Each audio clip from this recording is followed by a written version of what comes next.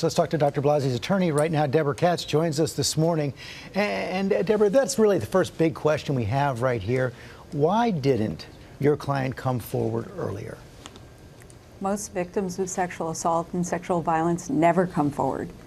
She came forward when she believed that it was her civic duty to alert her representative and then Senator Feinstein about her serious concerns. But she first came forward when the nominee's name was on a short list. And she came forward then because she was very concerned, and she had information about serious misconduct that he engaged in when he was in high school that she thought had a significant bearing on his character and fitness. Yet over the course of the summer, it's my understanding that Senator Feinstein and others several times said, can you please go public with this, yet she refused. Why go public now?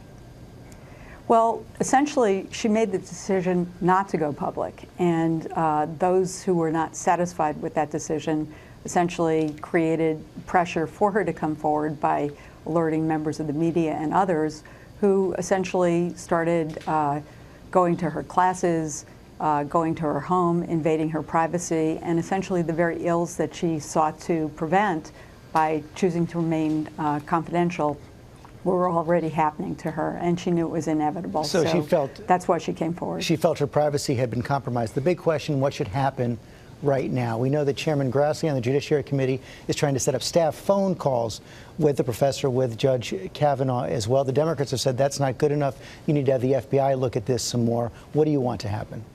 Well, it's not clear what the Republicans are saying. I was listening to some reporting this morning saying that they're going to fight this tooth and nail, they're going to grill her. That's hardly an effort to get into a fair and thorough investigation of what has occurred. That's a very intimidating statement, and it really is designed to scare her and make her not want to come forward. She is willing to cooperate. What she is not willing to do is to be part of this bloodletting that happens in Washington. We only need to look at the Anita Hill hearings to know what that's going to look like.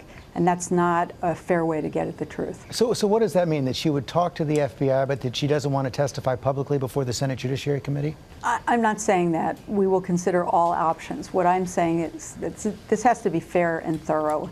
And it can't be part of a slugging match. If we're really trying to get at the truth, hearings should not be used to be weaponized against those who accuse powerful men.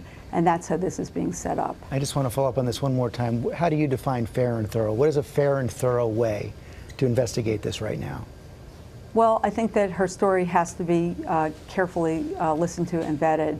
But thus far, the nominee has refused to even acknowledge if he knows her or if he went to school with her. And we know there's a significant amount of writing that Mark Judge has done, which he's now pulled down from the internet, where he acknowledged that this was the culture at Georgetown Prep, that they drank excessively, that they engaged in really inappropriate behavior, and Brett Kavanaugh was part of that group.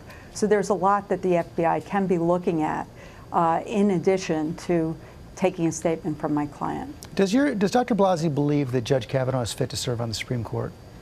I think Dr. Blasey believes that he attempted to rape her when she was in high school, and that bears on his fitness and character. Deborah Katz, thank you for your time this morning.